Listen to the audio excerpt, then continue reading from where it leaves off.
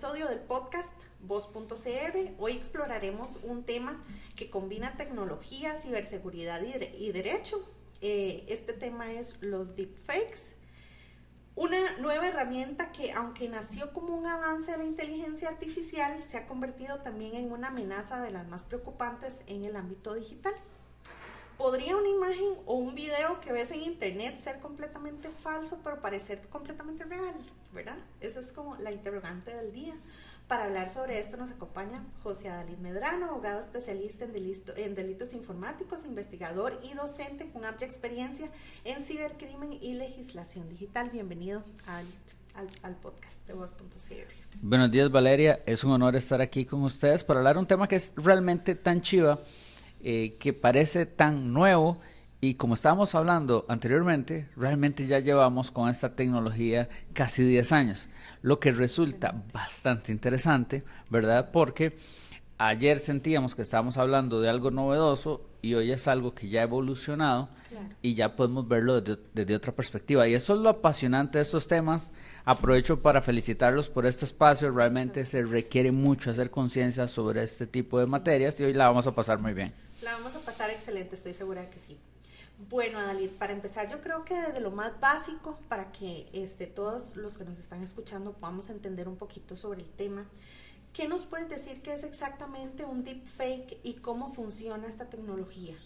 Bueno, para quienes nos están escuchando, podemos entenderlos como ultrafalsificaciones que utilizan, digamos que sistemas de inteligencia artificial para crearlos.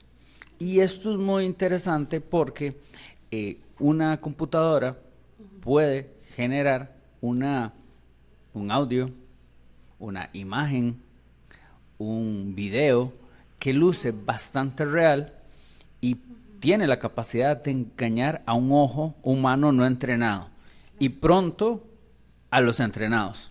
Entonces, es interesante porque normalmente a uno le preguntan, ¿y cómo puede detectar usted una ultrafalsificación, no? Y lo cierto es que siempre suelen haber pequeños defectos dentro de estos montajes. Sin embargo, yo debo decir que en la actualidad uno ve videos sin contexto y ya ahora uno tiene que estar muy alerta. Están por todos lados. La tecnología está creando imágenes que son tan realistas que realmente cuesta entender que es una ultrafalsificación.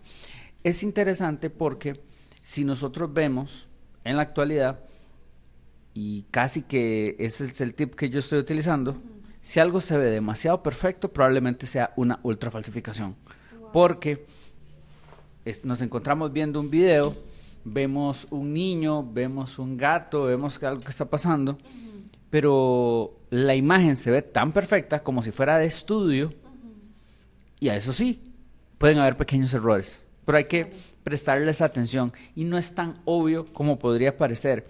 Y claro, ahora que está Sora, ¿verdad? Que esta aplicación que viene a generar este montón de videos, por ahí y por allá aparece y dice Sora, ok, eso es fácil, pero lo cierto es que también eso puede ser modificado para que se elimine. Claro. Pero ya aquí estamos haciendo una mezcla de entre lo que pasó hace casi 10 años, 2016, y lo que está pasando ahora, que es un mundo aparte. De hecho, volviendo al concepto de una ultrafalsificación o deepfake, comprenderemos que antes, si yo quería hacer un montaje de usted, agarraba una fotografía, agarraba Photoshop, trataba de hacer herramientas que realmente estaban disponibles para la mayoría, ¿verdad? Y podría crearse algo que, si bien es cierto, puede parecer real, sí requiere mucho esfuerzo, requiere mucho tiempo y cierto expertise, ¿verdad? Aunque sea de práctica, no necesariamente tiene que ir alguien en la universidad, pero sí requiere tiempo. Y para que se vea perfecto, mucho tiempo y expertise. Claro. Pero esa es la diferencia con la actualidad, porque en la actualidad usted pone a un adolescente, utiliza esta aplicación de Gemini, ¿verdad? Usted le dice a esta fotografía, quiero que le haga esto, y se lo hace y se ve perfecto. Ya no ocupa Photoshop. Trabajo. Ya no ocupa nada. Y eso que estamos hablando de herramientas disponibles para cualquiera, pero también hay herramientas disponibles para ciberdelincuentes, herramientas que no tienen ningún filtro, herramientas que no pueden proteger, por ejemplo, que no se hagan ultrafalsificaciones de menores teniendo relaciones sexuales. Y esos son otros de los grandes problemas que tenemos, porque los padres comparten fotografías de sus hijos, a ellos les parecen muy bonitos y todo, pero hay pedófilos que se excitan con los niños, que feo decirlo, pero es que es cierto, eso es importante para que se comprenda, y con este tipo de tecnologías pueden crear un deepfake sexual. Entonces, ya no estamos hablando de lo que estaba pasando por ahí del 2017, cuando empezaron a viralizarse montajes sexuales de celebridades. Y aquí hay un tema muy importante, y es que normalmente este tipo de montajes sexuales tienen cara de mujer. Por un tiempo, yo venía diciendo, es que vea, la mayoría de estas tecnologías están entrenadas con mujeres, entonces no ves montajes sexuales de hombres, ya eso ha venido cambiando. Pero lo cierto es que si estos, digamos que sistemas inteligentes, se van entrenando con fotografías, ¿verdad? Y para tener un resultado adecuado sobre una persona específica, usted ocupa mucho material. Lo cierto es que lo que podemos hacer nosotros para protegernos, en el caso de los padres, para proteger a nuestros hijos, es tener mayores controles de privacidad. Esa es la primera barrera. Pero ¿qué pasa? Hay un concepto que se llama el sharing, que es de parenting y compartir, ¿verdad? Finalmente, paternidad y compartir, viene el inglés. Entonces, eso es padres de familia que comparten mucho. Y hay un dato interesante. En delitos sexuales híbridos, o sea que hay un abuso sexual contra un menor y que adicionalmente hay temas de pornografía infantil, en el 72% de los casos se encuentra que estos delincuentes tienen fotografías en su ordenador de Facebook, de Instagram, fotografías que nos parecen normales, pero es que ese es el detalle. Lo que a nosotros nos parece bonito, lindo, ay, vea qué corrongo. Significante muchas veces, ¿verdad? Porque yo he visto que en muchas ocasiones se toma como algo ¿verdad? Sin importancia, algo que se hizo de una forma inocente, porque yo he visto muchos padres tal vez acá, tomando fotos de sus niños cuando van a entrar a clases, ¿verdad? Claro. Ay, es que ya va para el kinder, ya va para primero, la suben de una forma muy inocente, pero no saben que eso puede estar ocasionando algo realmente, ¿verdad? Realmente de peligro, realmente de peligro. Absolutamente, y ese es el detalle, la tecnología va avanzando de una manera tan rápida, claro, que no nos da tiempo de reaccionar. Y sí, se suele decir que el derecho va muy atrás de la tecnología, y yo debo decir que eso pasa mucho porque los abogados no están tan actualizados. Pero sí que, por ejemplo, cuando Costa Rica ha venido incorporando legislación en su código penal, en leyes especiales, se ha adelantado un poco los tiempos. Ahora, ¿qué pasa?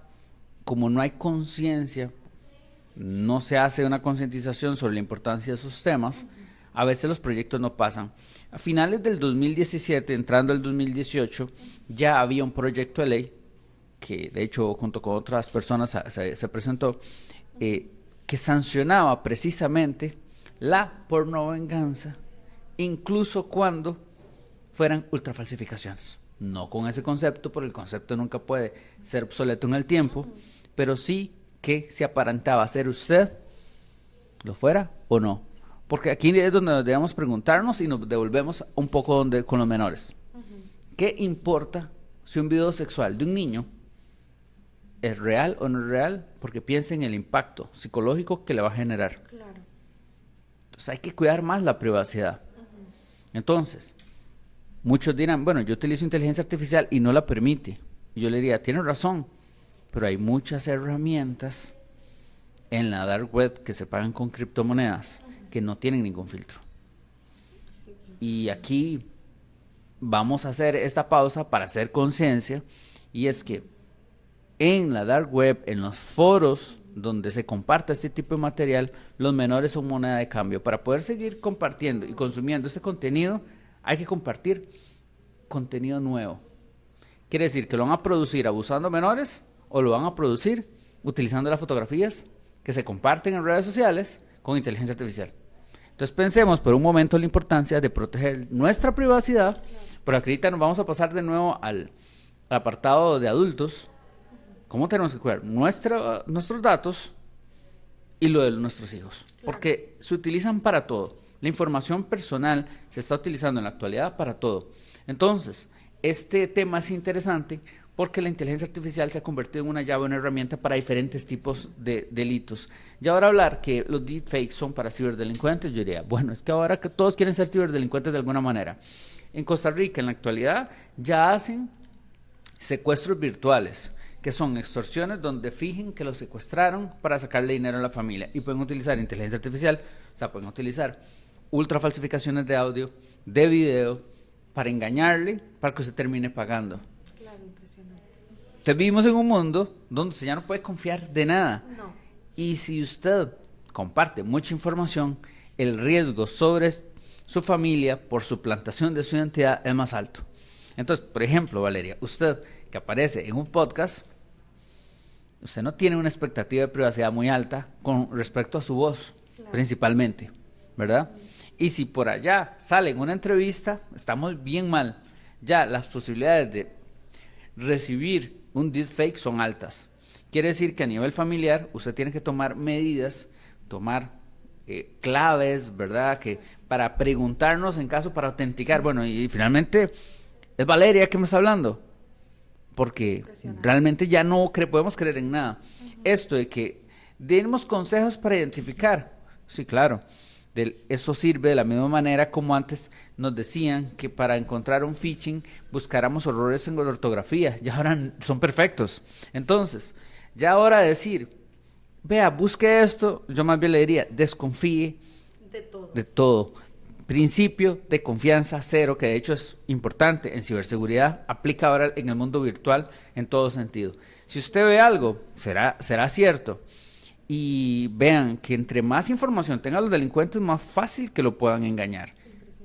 Entonces estamos en un momento histórico muy malo para quienes no están actualizados, sí, apasionante para los que estudiamos y de gran preocupación, sí, porque vemos que ahora que entonces los delincuentes comunes están utilizando estas herramientas que antes utilizaban ciberdelincuentes para todo tipo de delitos. Y el usuario solo puede proteger su información, sí, y esperando que el Estado proteja más la información que nosotros les damos a resguardo.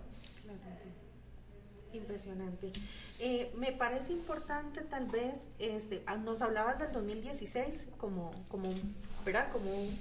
Tomándolo como una previa de lo que estamos viviendo actualmente, pero me gustaría saber si realmente ese fue su origen o si hay algo más atrás incluso que eso, ¿verdad? Y en qué momento pasó de ser una herramienta creativa ¿verdad?, a un riesgo cibernético. Entonces me gustaría saber si realmente el inicio de todo esto fue en el 2016 o hubo un antes que eso. Eso es muy interesante porque si lo vemos, a veces incluso pensamos que la inteligencia artificial es muy nueva y nos vamos a dar cuenta que nos la vamos a encontrar a mediados del siglo pasado. Vamos a encontrarnos que ya falsificaciones utilizando computadoras ya se estaban en los 90s, pero tenemos que encontrar que en la actualidad, con el incremento de potencia de las computadoras, nos van permitiendo otro tipo de herramientas, como ya herramientas de inteligencia artificial, de machine learning, o sea, aprendizaje profundo, que va a generar que tengamos más herramientas. Entonces, claro, ahí los delincuentes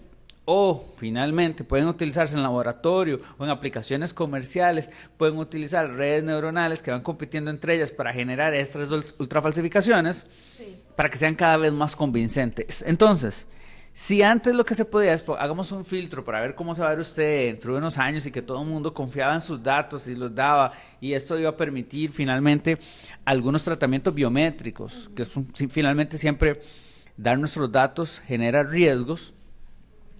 Entonces ya ahorita nos encontramos en un momento donde la tecnología está tan al alcance de cualquiera que literal nuestra única posibilidad es cuidarnos más.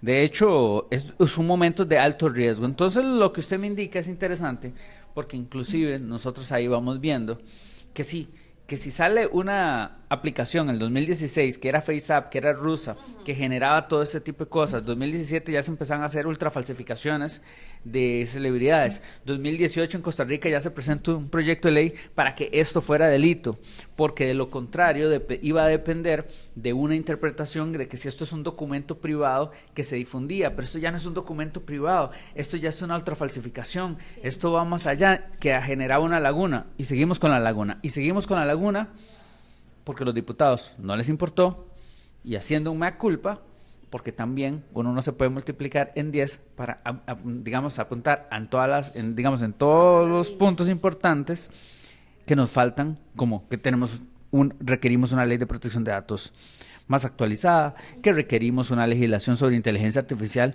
pero que tampoco se convierta en una barrera para la innovación, pero que proteja derechos digitales, porque ese es el tema. Si la legislación viene a convertirse en una barrera para la innovación, de la innovación depende la economía. Entonces la legislación nunca puede ir a que nosotros nos muramos de hambre. Tiene que tener un objetivo.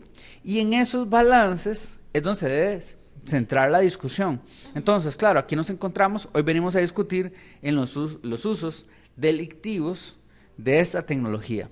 Pero en esa línea, y es muy interesante, ¿qué pasa cuando utilizamos ultrafalsificaciones para hacer memes, para hacer críticas sociales? ¿Eso debe sancionarse? ¿O es que los políticos deberían tener mayor tolerancia? Si me pregunta, yo creo que deben tener mayor tolerancia, que eso es parte de la libertad de expresión, que tenemos que tener piel menos sensible en temas políticos. Los políticos deben aceptar mayores críticas, porque eso es una democracia liberal. Y la mejor forma que la ciudadanía pueda comprender temas políticos es a través del uso del humor. Entonces es interesante porque decimos, ok, hay que sancionarlo, pero ojo, no se puede sancionar todo, porque también cuando estamos hablando de tecnología, estamos tocando temas de democracia, estamos hablando de cómo proteger libertades individuales. Entonces no se puede hacer solo, sí, sancionemos todo. Y muchas veces se cree que los abogados pensamos así. A mí me ven siempre protegiendo la privacidad y pensando que yo soy de los que creen que todo debe prohibirse, y es lo contrario, porque yo tengo más de 30 años de estar conectado o vinculado con tecnología, y más bien soy de las personas que trato de utilizar la tecnología de una manera muy pronta para comprenderla, así que soy muy amigo de la tecnología, pero como la entiendo que se abusa de ella. Pero Costa Rica está tan mal a nivel de protección de datos que siempre uno es principalmente defensor, porque no tenemos protecciones mínimas, y los delincuentes se agarran de cualquier cosa para afectar, y el día de mañana nos puede afectar a nuestra niñez porque no se construyeron las protecciones. Entonces no es un tema para nada superficial, que requiere mucha profundización, y por eso lo primero que hice fue felicitarles, porque es a través del análisis de los temas tecnológicos que nosotros podemos llegar a esa profundización y hacer conciencia de que sí, cuando llega un proyecto a la Asamblea Legislativa, no por hablar de temas tecnológicos es bueno, no por sancionar algo es algo que se necesita, se requiere profundizar sobre su impacto en la ciudadanía, y eso requiere que todos nos involucremos en la discusión, porque nadie tiene verdades absolutas, todo el mundo tiene una perspectiva distinta, y muchas veces alguien me ha llegado y ¿no te parece que esto? Mira, tenés razón, no lo había visto, precisamente del ojo de esta persona, cómo le afecta a esta persona. Sí. Y eso es vivir en una democracia. Nadie tiene la verdad absoluta. Nosotros compartimos para poder llegar a un consenso, como es la protección a la privacidad, que es algo que finalmente nosotros decidimos entre todos. Perfecto. Adalid, me parece que con esto que venimos conversando podríamos entrar un poco más en detalle en la diferencia que hay entre un deepfake y otras formas de manipulación digital tradicional. ¿Cómo consideras vos que podríamos diferenciar el deepfake de estas otras formas de manipulación digital? Retomándolo un poquito el tema, veríamos que, y simplificándolo tal vez en una tecnología que es la que todos comprendemos, lo que era utilizar Photoshop, que es hacer una manipulación manual con herramientas, que sí, que tenía cierta inteligencia, ciertos algoritmos, pero requería trabajo al ser humano. Podríamos hablar de que hoy en día entonces cualquier persona podría crear un deepfake. Claro, es más, veamos, digamos que hace bastantes años, sobre eso tal vez no tengo las fechas exactas, pero sí que si usted agarraba un video de una persona, usted podría con suficiente tiempo y con algún software no tan elaborado, crear, digamos que un diálogo de una persona sonando relativamente real, si usted tiene suficiente información de una persona. Claro. Pero es que en la actualidad se entrena una inteligencia artificial con su información, viendo cómo usted entona las palabras, cuáles son los acentos, y de esta manera crear una voz idéntica a otra. Es interesante, porque si uno utiliza, por ejemplo, una herramienta para hacer una copia de su voz, yo la puedo poner a decir lo que yo quiera. Y eso es realmente preocupante. Muy peligroso. ¿Verdad? Ahora, hemos visto en ultrafalsificaciones de voz que se le ha hecho al presidente de la República que no deja de tener un acento mexicano. Y sí, pero ¿por qué? Bueno, porque aunque la entonación es del presidente, aunque es la voz del presidente y también de otras figuras públicas, no deja de haber ciertos elementos que la inteligencia artificial viene arrastrando de toda la información con la que fue entrenada en español. Y claro que ya hay voces creadas con acento costarricense, pero como somos todavía un país tan pequeño, todavía nos salvamos de alguna manera. Pero yo aquí voy a aceptar eso con respecto a las tecnologías que he visto y que todavía no he visto ultrafalsificaciones perfectas de costarricenses. Pero eso es el sesgo de lo que veo. Pero ya ver que verdad lo que están haciendo los delincuentes y cómo podrían mejorarlas si les interesa hacer un fraude, ya ese es otro tema. Entonces, vivimos en momentos donde estas ultrafalsificaciones nos pueden llevar a fraudes importantes en las empresas. Entonces vemos, hay un fraude que se llama Business Email Compromise, que también se le llama la suplantación del director ejecutivo, en donde, simplificándolo, suplantan la identidad de una persona tomadora de decisión. En algún momento le dicen, vas a hacer un pago a otro lugar, o suplantan a un proveedor y le dicen, el pago ya no se va a hacer en esta cuenta, sino en esta otra. Entonces imaginémonos en una empresa que realiza pagos importantes, 10 millones, 20 millones, 30 millones, 40 millones, 500 millones, que todos estos montos se han dado en Costa Rica, les cambian la cuenta. Y ya ahora no es que si el banco tiene medidas para detectar un fraude, es que lo está haciendo el titular, engañado. Y esos fraudes son importantísimos a nivel de impacto patrimonial. Y si las empresas no generan protocolos para protegerse, tienen grandes posibilidades de ser defraudadas. Y muchos pensarán que nos están escuchando, a nosotros no nos va a pasar porque somos muy buenos. Y yo les digo, le pasó a Facebook, le pasó a Google y le sacaron millones de dólares. No le va a pasar a usted. De verdad, si usted no tiene los protocolos, le va a pasar. Si usted no capacita a su personal, le va a pasar. Entonces estamos viviendo en momentos complicados porque a pesar de que vivimos en un país donde no hay un impacto tan importante de la ciberdelincuencia especializada, porque yo siempre digo que aquí andamos medio en carreta, aún así hacen lo que les da la gana. Ahora imaginémonos cuando empiecen a utilizar más tecnología, que eso de verdad está a las puertas, porque la tecnología realmente está disponible a todos, y las empresas, si no reaccionan, pueden perder todo el dinero para el que se han esforzado tanto tiempo. No, y esto que mencionas es tan importante porque a veces uno dice, no, esto no le pasa a cualquiera, a mí no me va a pasar esto, ¿verdad? Pero realmente todos somos, ¿verdad? Blancos, porque en cualquier momento puede sucedernos. Pero bueno, hablando un poquito sobre, ¿verdad?, lo impresionante que es este tema de esta tecnología, que incluso parecía tan lejana, pero en realidad ya, ¿verdad?, ya forma parte de nuestra vida cotidiana, y justamente pues ahí es donde comienzan los riesgos. Cuando pensamos en fraudes digitales, solemos imaginar lo que venimos hablando, correos falsos, phishing, robo de datos, pero ahora estos deepfakes llevan, ¿verdad?, el engaño a otro nivel. Entonces, ¿cómo están siendo utilizados los deepfakes en fraudes informáticos? ¿Cómo consideras vos ¿verdad?, que peligra una persona, un usuario en un fraude informático con el deepfake? Bueno, es interesante porque vemos que en la actualidad los están utilizando, sí, para fraudes, pero para otros delitos. Pero nos vamos a centrar en fraudes, para simplificar y para el mensaje, y si no, por ahí metemos otra cosa. Ok, primero, para estafas informáticas, acordémonos que en la actualidad se da mucho el engaño del falso funcionario, donde le llaman por teléfono, donde le mandan un correo, donde le escriben por WhatsApp, pero realmente no están haciendo uso de tecnología importante. Ahora pensemos en ese mismo escenario, en una persona que tiene una cuenta en un banco, que tiene un funcionario especial que le atiende y los delincuentes saben que Julio atiende a diferentes empresarios, que le da un trato especial, o sea que finalmente es el contacto. Julio no tiene en su cuenta de WhatsApp el segundo factor de autenticación, que eso es para todos, para que, ¿verdad? Que lo activen. Pues, lo tomemos en cuenta de una vez. Exacto, le pregunten a ChatGPT cómo activo la verificación en 2 pasos de WhatsApp. Julio no lo tiene activo, le quitan la cuenta de WhatsApp, que sabemos que en este momento le están quitando la cuenta de WhatsApp a todo el mundo y empiezan a estafar, ¿verdad?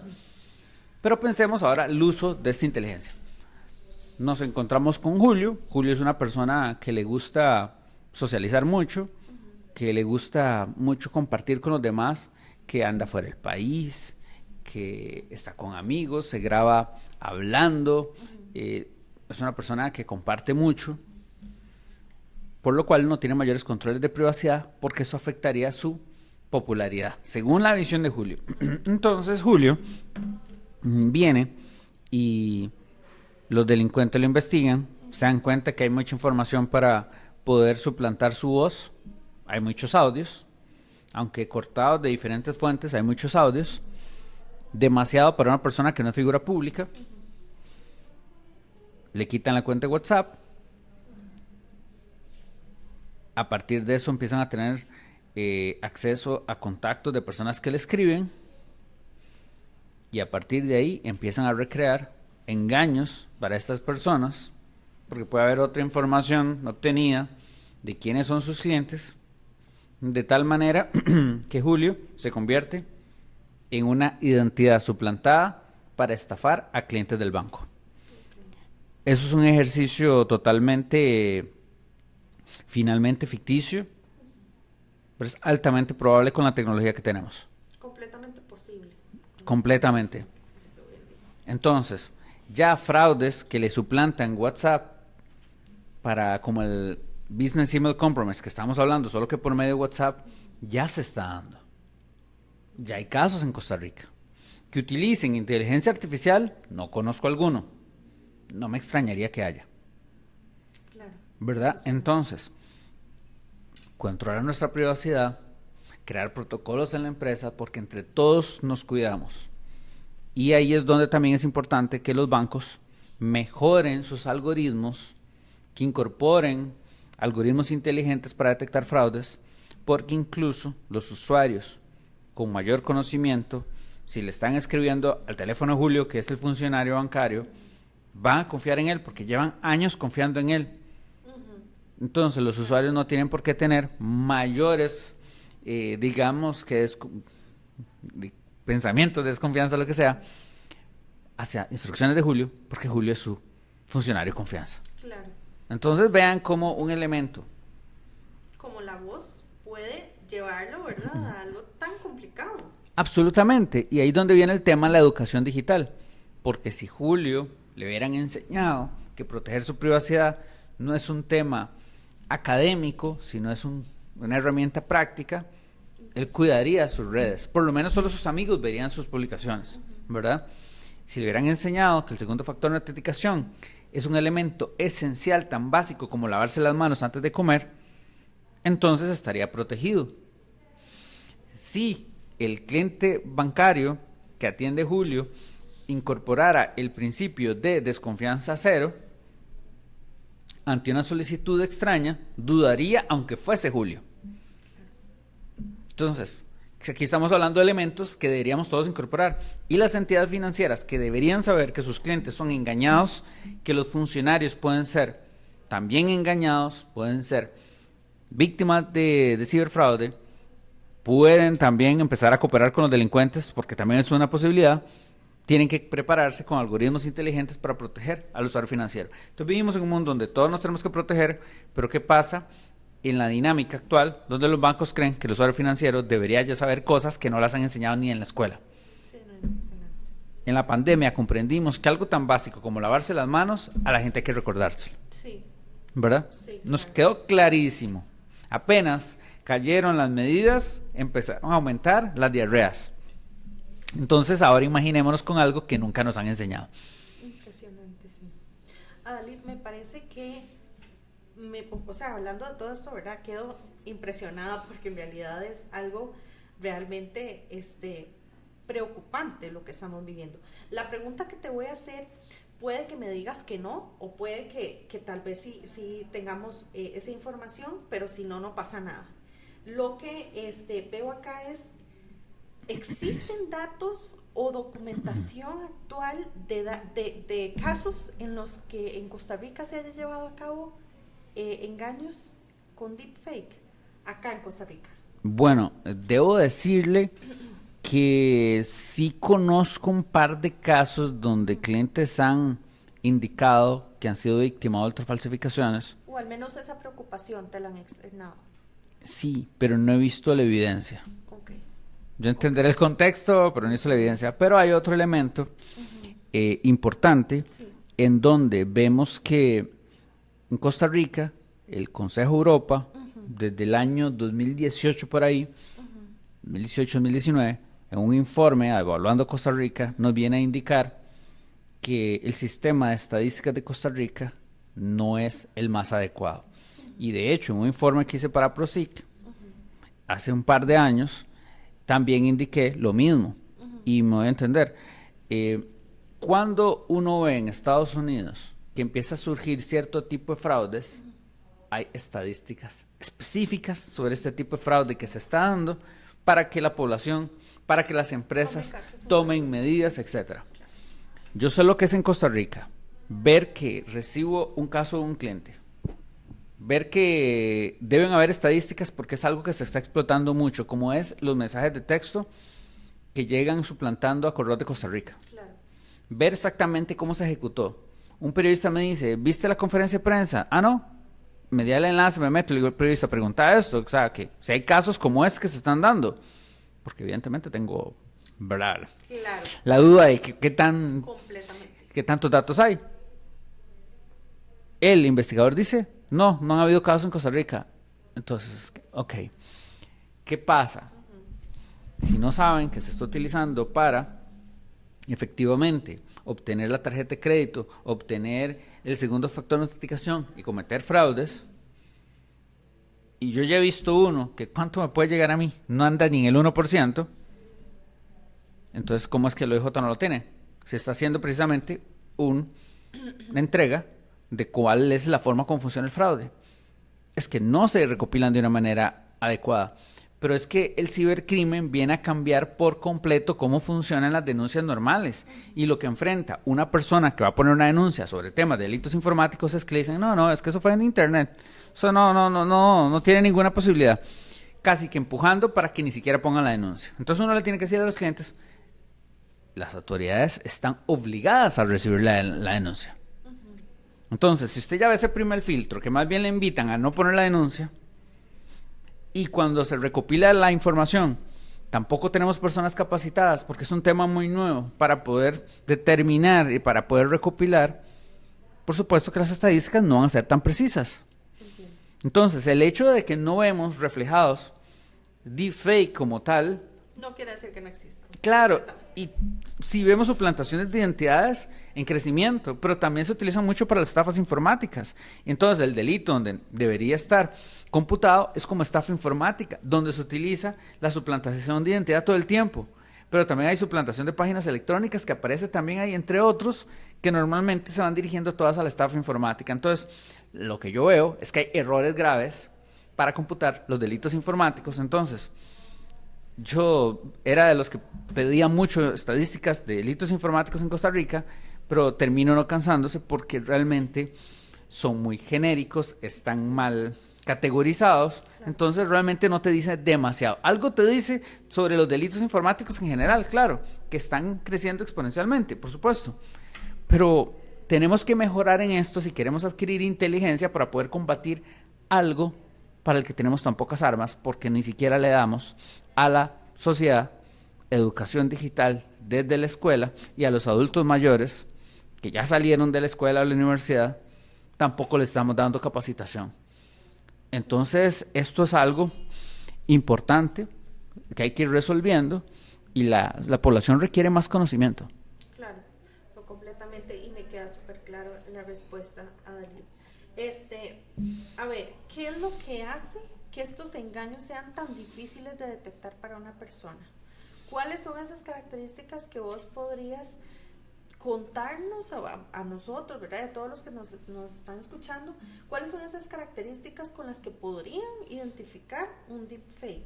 Bueno, en la actualidad realmente ya empezamos a ver de esos que no se pueden detectar, o que se vuelven muy difíciles de detectar. Lo normal es que cuando usted vea una ultrafalsificación de una persona, usted debe empezar a ver, por ejemplo, la zona de los labios. Si es un tema donde solo cambiaron la parte de los labios, ¿verdad? Entonces usted dice, bueno, aquí se ve como un elemento distinto al resto, se ve algo normal en la zona de los labios porque solo le cambiaron a la persona los labios para que hable.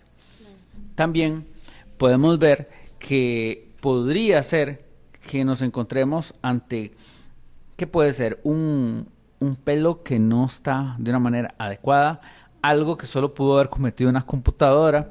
Entonces son pequeños errores imperceptibles a veces que usted puede ver en los ojos, que puede ver en las orejas, que puede ver, digamos que los fondos, que hay cosas que estaban y después desaparecen. Es como empezar a ser como muy detallista. Pero el problema es que cada vez la inteligencia artificial lo hace mejor. Entonces yo me he encontrado viendo cosas en internet y yo, wow, eso pasó, y yo de repente, no, esto puede ser un deepfake. Entonces empiezo a prestar la atención y yo me sé demasiado perfecto, fijo, es un deepfake.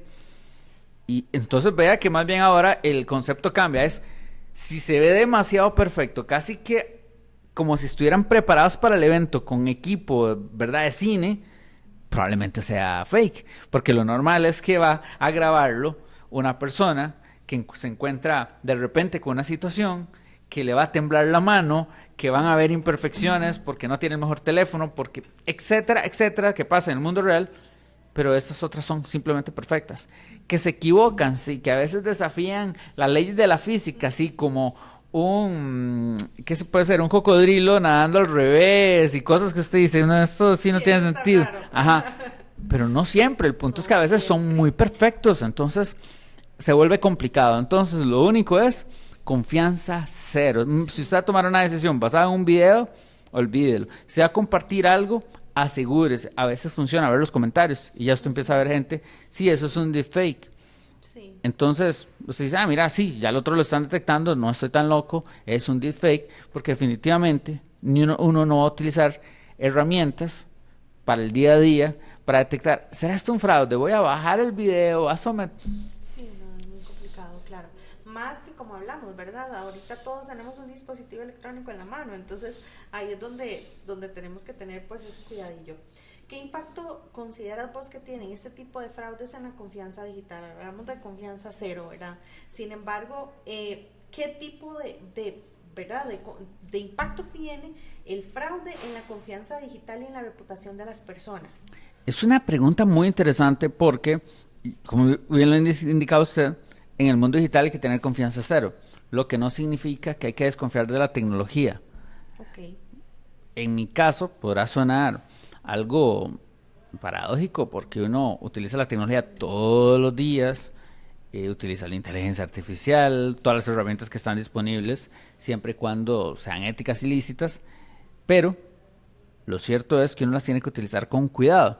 Entonces es bastante similar a que uno le diga, ¿usted sabía que hay accidentes en carretera? Claro. ¿Usted sabe que hay un montón de animales en la calle? Claro, ¿verdad? Claro. Porque es cierto. Entonces usted dice, ok, hay que manejar a la defensiva. Si usted maneja a la defensiva, usted va a estar más atento y podría evitar ciertas cosas. Similares realmente es la tecnología. Hay que utilizarla a la defensiva y no confiando de que todo es cierto. Si usted maneja en las calles de Costa Rica y piensa que todo el mundo es una maravilla, que el pura vida, ¿verdad?, etcétera, entonces la va a pasar mal, porque hay un montón de gente que no es tan amable, no son todos, es una realidad, Sí, ¿verdad? existe Por gente aquellas exageraciones de esas personas, ¿verdad? Pero lo cierto es que usted tiene que saber que hay gente que es poco amable, sí. hay gente que te tira el carro específicamente esperando que te quites porque si no va a haber un choque. Entonces uno tiene que tener paz. Los delincuentes también buscan que usted esté tomando decisiones precipitadas. Cuando usted lo incitan a tomar una decisión, no, pero es que ocupamos una decisión ya porque esto se va a terminar ya. El principio más básico en el mundo real, o sea, en el mundo físico, que también es real, y el mundo digital, es yo no tomo decisiones basadas en una conversación, siempre me tomo un tiempo para reflexionarlo, para interiorizarlo, para investigar y nada. Eso me ha servido a mí un montón de cosas relacionadas con fraudes generales, donde alguien empieza a insistir mucho, todo suena maravilloso, pero sí, pero por principio, verá que yo me dedico a esto, por principio yo no tomo decisiones precipitadas, así que qué pena, pero no, suena maravilloso, pero no, y de repente ya investigando, mira, efectivamente no conviene. Entonces, ¿qué pasa? Que así debe ser para todo, porque si hay engaño en el mundo físico, eso de verdad que de forma increíblemente, ¿verdad?, grande, Exponencial, claro, un crecimiento, ¿verdad?, con respecto a cómo se da en el mundo digital. Entonces, claro, hay que confiar en la tecnología, hay que empezar eso sí, a empoderarse en conocimiento y desconfiar, no de la tecnología, sino de lo que pasa alrededor, porque sabiendo que la tecnología puede ser abusada, nosotros tenemos que estar preparados. Claro, completamente. Adalid, más allá del impacto técnico o económico, también está el componente legal. Voy a hacerte dos preguntas relacionadas a este tema que creo que van muy de la mano. ¿Cómo se regula un delito que usa una tecnología tan reciente? Esto lo hablamos previamente, pero me gustaría entrar un poquito más en detalles con esto. ¿Y cómo aborda la legislación costarricense y regional el tema de los deepfakes y el uso con fines delictivos? Hablábamos que en muchos casos sucede que no ¿verdad?, que no toman este tipo de denuncias, pero entonces, ¿qué procede ahí? ¿Cómo se da ese tema legal en un usuario que tiene un problema de este tipo? Bueno, lo primero que tenemos que ver es que nosotros tenemos que crear legislación que no quede obsoleta el día de mañana. Entonces hay países que, por ejemplo, empiezan a incorporar, digamos que agravantes en los tipos penales diciendo si se utiliza inteligencia artificial la pena será mayor, lo cual es una estupidez, y lo explico. Digamos, usted tiene un teléfono, ¿su teléfono tiene herramientas de inteligencia artificial? Sí. Y si para cometer un fraude usted utiliza inteligencia artificial para que la fotografía no quede tan oscura, pues sí, pero para eso bueno, pero también hay herramientas de inteligencia artificial que ni le dicen a ustedes inteligencia artificial, pero que lo someten, ¿verdad?, a tratamientos de inteligencia artificial. Sí. En la actualidad, incluso para tomar fotografías que se acercan mucho, la mejoran con inteligencia artificial. Sí. O sea, quiere decir que la inteligencia artificial en la actualidad es tan imperceptible que está en todos lados. Apple es muy característico de eso. Utiliza un montón de cosas que no nos dicen que es inteligencia artificial, pero lo son. Claro. Entonces usted no puede criminalizar una herramienta. Entonces, sí, hay que saber segmentar, ¿verdad? Claro. Entonces, en esa línea, si en la actualidad yo utilizo un deepfake para hacerme pasar por usted en línea, estoy cometiendo una suplantación de identidad, delito en nuestro país desde el año 2012. Si yo entreno una inteligencia artificial con sus datos personales en busca de obtener un beneficio porque voy a hacer engaños, estoy cometiendo el delito de violación de datos personales. Sí. Penas de prisión de 1 a 3 años. Si a través de un deepfake o lo que sea, llego a cometer una estafa informática, me van a sancionar por la estafa informática. Me van a sancionar probablemente incluso por el entrenamiento, por el abuso que tuve de los datos personales. Claro, entonces, vea que con solo esto le estoy diciendo, a ver, tampoco es que en Costa Rica estamos mal. De hecho, nuestro código penal es bastante robusto, que se puede robustecer, por supuesto. pero las decisiones, el debate debe ser técnico y no finalmente dejarnos llevar porque, uy, vea, las ultrafalsificaciones, esto es peligroso, vamos a sancionarlo así a la carrera, no, porque va a estar mal hecho. De hecho, estaba leyendo que en Corea del Sur están sancionando incluso la posesión de material sexual creado con ultrafalsificaciones. Y si usted me pregunta, la posesión y la vista de este material, sancionarlo penalmente es desproporcionado. Usted me dice, ¿pero por qué? Es que yo sancionaría al productor, incluso al difusor, porque ya hay una intencionalidad de generar un daño. Pero si usted le mandan en un chat de WhatsApp una otra falsificación, lo ve, lo cual ya es delito, Claro. o se lo deja porque ni le metió mente, y que eso le puede llevar a prisión, eso de verdad es llevar el derecho penal a un mundo donde no debería estar. Para eso está la educación, ¿verdad? Para los productores, claro que sí. Y vea que en Costa Rica, entonces había un proyecto de ley que venía a sancionar, sí, la creación de este tipo de material, aunque la persona, digamos, nunca hubiera cometido este tipo de contenido sexual. O sea, imágenes creadas finalmente con ultrafalsificaciones dentro de un delito que era de acoso cibernético. Sí, me parece impresionante esta información que me das. Desde tu experiencia, ¿cómo deberían adaptarse estas leyes? Bueno, de hecho en el Colegio de Abogados yo soy el coordinador de la Comisión de Innovación Regulatoria, que fue creada específicamente para tratar de elevar el debate regulatorio en todo este tipo de temas, basado en una línea de que nadie tiene la verdad absoluta, Claro. que en temas tecnológicos se debe debatir y que lastimosamente en Costa Rica no tenemos estos mecanismos, digamos que tan aceitados para darse, y normalmente la pésima técnica legislativa pasa un proyecto de ley, le dicen a las instituciones públicas, probablemente a ustedes acá les piden a cada rato, ocupo que se pronuncien en menos de 7 días sobre tal proyecto de ley, y ahí es donde viene el tema. Tenemos capacidades para opinar de estos temas, podemos investigar, sí, pero ¿cuánto tiempo me están dando? Ok, usted envía el documento, hay que ver si lo leen, y conforme a eso, dice vamos a generar un dictamen. Entonces, casi que el debate que se da es de papel, porque a veces ni siquiera invitan a expertos a debatir sobre diferentes temas, porque pueden ni siquiera querer que se haga ruido. Entonces, ¿qué pasa? Que cuando pasan procesos de ciertas leyes vinculadas con tecnología, nosotros hemos creado una especie de monitor de privacidad para tratar de detectar cuando hay amenazas en donde podemos nosotros decir sobre esto hay que debatir. Y sobre esto hemos detectado cosas que son bastante graves y que finalmente van a ser ley de la República porque tienen todos los votos y nosotros hemos debatido e incluso participar para que se mejore, a pesar de que por decisiones de la Asamblea Legislativa después no se retome, como fue la Ley de Protección de Datos Personales. Pasamos en el Colegio de Abogados, que hasta tuvimos expertos de la Unión Europea debatiendo, digamos, incorporando insumos.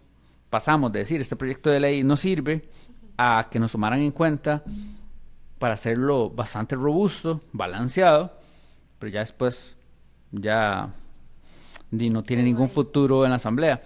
Entonces, lo que le digo es que en esto, como nadie tiene la verdad absoluta, no importa cuál es el proyecto de ley, con las mayores intenciones que pueda haber, siempre puede mejorarse, porque una regulación puede destruir vidas, puede destruir la economía, puede mejorarla, entonces requerimos verlo de diferentes ángulos, y eso es lo que requerimos más en Costa Rica, verlo de diferentes ángulos, porque la tecnología es el futuro, y en la regulación está el secreto de cómo nos va a ir, digamos a nivel económico, a nivel de desarrollo, y lastimosamente se piensa que simplemente copiar modelos de otros países ya es la solución. Se piensa que, por ejemplo, en inteligencia artificial hay que copiar el modelo europeo, y uno dice, pero Europa, ¿cuánto ha avanzado en esa materia? Digo, ¿en qué les ha ayudado esa regulación para crecer económicamente, para tener empresas tecnológicas que innoven en esto? No tanto. Entonces usted me dice, pero entonces hay que regular. No, tampoco, hay que proteger a la gente, pero tenemos un balance y tiene que ser algo propio, porque de ahí va a depender nuestro desarrollo económico. El futuro de las generaciones está ahí y lastimosamente se simplifica. Claro, entiendo completamente. Ok, sin duda hay muchísimo que aprender sobre estos temas legales y educativos, pues yo creo que ahí es justamente donde entra la prevención, ¿verdad? Lo que veníamos hablando previamente, donde vamos un poco más acá, y me gustaría que nos contés qué papel juega la alfabetización digital en este tipo de casos, y la educación tecnológica en la prevención de estas estafas. Esencial. Realmente sin educación digital no tenemos nada. No hay salida. No, de hecho, por ejemplo, Costa Rica tiene, vea, desde por ahí el 95 ya viene incorporando delitos informáticos en su, digamos, el ordenamiento jurídico. Ha venido incorporando incluso el Convenio Europeo sobre Ciberdelincuencia, leyes de protección de datos personales, leyes de protección de la niñez, delitos informáticos que protegen a la niñez. Pero ¿cuántas capacidades hemos generado en funcionarios públicos? ¿Cuántas campañas, cuántos programas educativos hemos generado en la población? Entonces, a pesar de que a nivel legal no estamos tan mal, estamos muy bien comparado con la región, realmente estamos terrible. ¿Por qué? Porque el avance no es crear leyes, el avance no es adoptar tecnologías. Otro ejemplo es, vemos que las escuelas tienen acceso a internet, pero ¿saben utilizar ese acceso a internet? No. Entonces es nada más algo que se pone en un papel para decir cumplimos, pero realmente no estamos creando capacidades. Exacto. Y eso es el precio que se paga cuando no se genera esa alfabetización digital, y eso pasa mucho en esta materia. Incluso vemos que las carreras de derecho casi no enseñan sobre derecho informático, no enseñan sobre delitos informáticos, no enseñan sobre protección de datos personales. Sin embargo, no hay ningún profesional en derecho que pueda resultarle ajeno los sistemas informáticos. Internet, todos los días lo utilizamos, por más que digamos que no. Sí, estamos utilizando internet todos los días. Sí. En este momento, para grabar este podcast, hay temas regulatorios relacionados y tenemos que comprenderlos. Entonces, nada, lo que digo es que en todos los campos tenemos que mejorar, pero también esto es una crítica al sistema, porque las leyes están creadas para el siglo pasado, y en el campo educativo debemos liberar un poquito para que hayan ofertas más innovadoras, porque esto va creciendo tan rápido que una tecnología que se presentó ayer, ya tenemos que empezar a ver el lado legal, tenemos que empezar a ver el lado del mercadeo digital. Hay que verlo de diferentes formas, hay que capacitar gente sobre tecnologías muy nuevas. Claro. ¿Y qué pasa cuando los programas educativos se actualizan cada visita obispo, verdad? O cada muerto obispo, creo que es el dicho. Sí, no, completamente. El crecimiento ahorita es abrupto y creo que deberíamos de ir a una velocidad más acelerada con estos temas.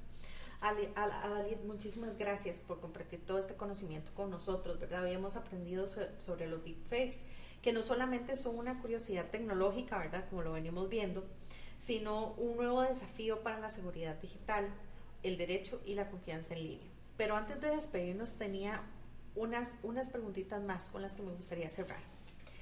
¿Qué medidas concretas pueden tomar las empresas, instituciones o usuarios para protegerse de la manipulación con imágenes, videos o audios falsos? Bueno, tenemos que ver que en las empresas tienen que comprender que van a ser utilizadas estas herramientas contra ellos para fraudes principalmente. Por ende, deben crear protocolos, deben crear estrategias de privacidad, tienen que crear estrategias de ciberseguridad. En la estrategia de privacidad van a crear estrategias dirigidas a proteger la información que puede ser utilizada de diferentes formas. Esto, por ejemplo, que las instituciones públicas no pueden, por un absurdo legal de alguna manera, y es que los delincuentes estudian a las empresas con la información pública para ver cómo pueden cometer hechos delictivos. Las instituciones públicas tienen todo público, pero una empresa privada no debe, porque están facilitando la tarea a los delincuentes. Entonces, esa es una estrategia que debe crearse. Bueno, ¿cuáles son nuestros puntos débiles? ¿De qué manera vamos a capacitar a gente sobre ingeniería social, etcétera? Ahora, entonces hay que crear protocolos, normativa interna, Entonces hay que crear toda una estrategia para fortalecerse, que funciona como un escudo. Pero por otro lado está al lado de los usuarios. Los usuarios utilizamos Internet todos los días. La primera herramienta es proteger la privacidad. Sí, el consejo para todos es, usted llega y le dice a ChatGPT, ¿cómo puedo proteger mi cuenta de Instagram, mis datos? ¿Cómo puedo protegerlo en Facebook? ¿Cómo protegerlo en X? ¿Cómo protegerlo en WhatsApp? Y así sucesivamente, y va a obtener tutoriales en tiempo real de cómo mejorar su privacidad. 1. 2. También es importante saber, estar informado de cómo están los delincuentes operando. Si sabemos que están utilizando deepfakes con nuestros familiares, decir, bueno, tomando en cuenta que el día de mañana usted lo pueden suplantar, si el día de mañana usted me sale diciendo que ocupa ayuda, ¿cómo sé que es usted? Y no puede ser información real. La pregunta, ¿por qué? Porque hay tanta información en línea que le dice, ¿cuál es mi fecha de cumpleaños? El delincuente se mete al registro civil. Sí, no. Ya estamos feos, ¿verdad? Información base que está pública. Exacto, casi que tienen que ser preguntas con respuestas falsas, que solo los participantes sepan, y eso es algo esencial.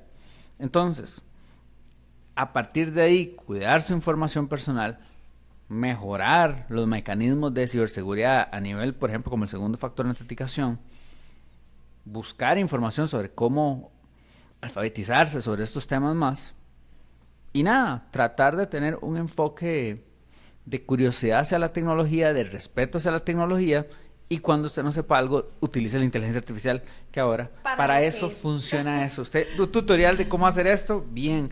Yo no sé cómo hacer esto, perfecto. Y ahí usted va. Claro, completamente. ¿Qué mensaje le darías a las personas que nos escuchan el día de hoy? ¿Qué te gustaría que se lleven como para protegerse, para mantenerse informadas ante este tipo de amenazas? ¿Cuál sería ese mensaje que le darías el día de hoy? Bueno, lo que les diría es que la tecnología nos brinda oportunidades, que el conocimiento es poder. Para poder aprovechar la tecnología hay que finalmente tener conocimiento. El conocimiento no necesariamente es matricular un curso, el conocimiento no necesariamente es tener un grado de X y Y, un título. No, el conocimiento es algo que usted va construyendo a partir de lo que usted ha decidido, dónde va a fortalecerse, y que debemos saber que el mundo al que nos dirigimos se va construyendo a partir de los avances tecnológicos, y nosotros tenemos que ir sabiendo cuáles son nuestras debilidades para ir fortaleciendo poco a poco, y dentro de eso se encuentran cómo proteger nuestra privacidad, cómo protegernos de las amenazas, estar actualizado para ver qué más podemos aprender para poder anticiparnos ante los golpes que vienen, incluso a nivel de empleo. Pero hay que tener un enfoque de mayor resiliencia, de estar más, digamos, cómodos con el cambio, porque el cambio es constante, porque ya eso de que usted estudió algo y ya no tiene que volver a estudiar en la vida, ya eso, olvídese, ahora es aprendizaje constante. Entonces, respeto a la tecnología, curioso con la tecnología, y tratar de aprovechar las oportunidades, porque la verdad es que es maravilloso. Perfecto. Para despedirnos, nos gustaría saber dónde pueden seguir tu trabajo o aprender más sobre delitos informáticos y ciberseguridad. Sí, bueno, en Instagram publico bastante, ahí pueden buscarme como José Adalid Medrano. En Twitter también me pueden buscar, también en mi sitio web adalidmedrano.com, y nada, siempre a las órdenes para cualquier duda que haya. Bueno, muchas gracias por acompañarnos en este episodio de Voz.cr, un espacio de Costa Rica para conversar sobre los retos y las oportunidades del entorno digital. Recordar que la mejor defensa, como lo venimos hablando, contra el fraude informático es la información y la educación. Bueno, y nos escuchamos para el siguiente episodio de Voz.cr. Muchas gracias a Dalit por habernos acompañado. A ustedes.